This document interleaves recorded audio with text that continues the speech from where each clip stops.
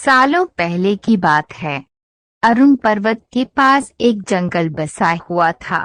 उस जंगल में एक बड़ा सा सांप पहीराज रहता था। बूढ़ा होने की वजह से वह आसानी से अपना शिकार ढूंढ नहीं पाता था। एक दिन उसने तरकीब सोची। वो तुरंत मेंढकों से भरे हुए एक तालाब के पास पहुंच गया। वहां वो दुखी सा होकर एक पत्थर के ऊपर बैठ गया। तभी पास के पत्थर पर बैठे एक मेंढक ने उसे देखा। उस मेंढक ने थोड़ी देर बाद सांप से पूछा, चाचा, क्या बात है? आज आप खाने की तलाश नहीं कर रहे हैं? अपने लिए भोजन नहीं जुटाएंगे? इतना सुनते ही सांप ने रोनी सी सूरत बनाकर मेंढक को कहानी सुनाई।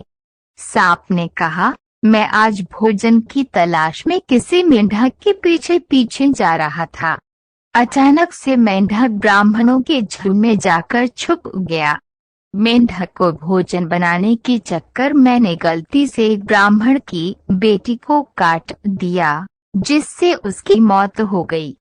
इससे नाराज होकर ब्राह्मण ने मुझे श्राप दे दिया। उन्होंने मुझे श्राप देते हुए कहा कि तुझे अपना पेट भरने के लिए मेंढकों की सवारी बनना पड़ेगा। इसी वजह से मैं इस तालाब के पास आया हूँ। ये बात सुनते ही वह मेंढक तुरंत तालाब के अंदर गया और अपने राजा को सारी बातें बताई। राजा कहानी सुनकर हैरान हुआ। पहले तो उसे बिल्कुल भी यकीन नहीं हुआ, लेकिन कुछ देर सोच विचार करने के बाद मेंढकों का राजा नीरजपाल तालाब से बाहर निकलकर एकदम कूदते हुए सांप के फन पर जाकर बैठ गया।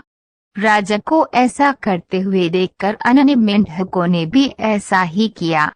सांप समझ गया था कि मेंढक कभी मेरी परीक्षा ले रहे हैं। सांप भी बिना विचलित हुए आराम से सबको अपने फन पर कूदने दे रहा था और उन्हें घुमा रहा था।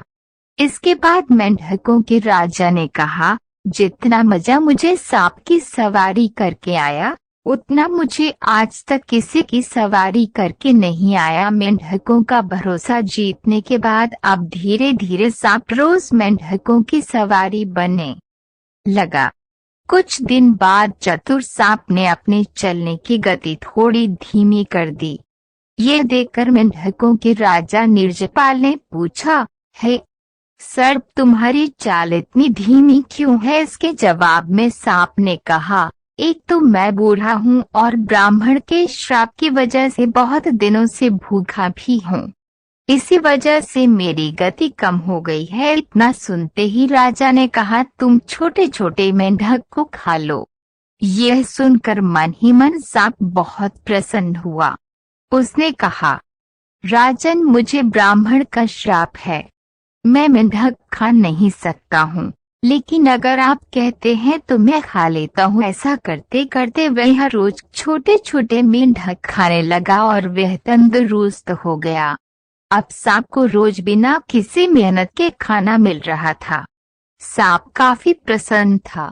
मेंढक सांप की चाल अब तक नहीं समझ पाए थे।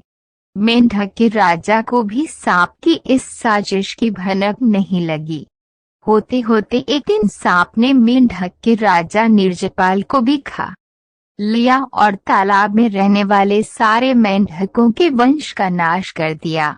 कहानी से सीख, किसी भी शत्रु की बात का जल्दी से भरोसा नहीं करना चाहिए। इससे खुद की और अपने लोगों की हानि होना निश्चित। Watching, please like and subscribe.